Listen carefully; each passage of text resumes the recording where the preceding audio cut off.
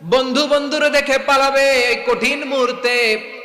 সূর্যটা মাথার কাছে চলে আসবে, জমিনটা তামার জমিন হবে। আজকের জমিনের মতো নয়। মানুষ ঘর্মাক্ত, ক্লান্ত, শ্রান্ত মাথার মগজগুলো কানের ছিদ্র আর নাকের ছিদ্র দিয়ে বেয়ে বেয়ে পড়বে। বিশ্বনবী ফরমান, ময়দানে 7 শ্রেণীর ব্যক্তিকে রব্বুল আলামিন তার আরশের নিচে ছায়া দিবেন। তার মধ্যে প্রথম শ্রেণীর ব্যক্তি হলো ইমামুন আদিল।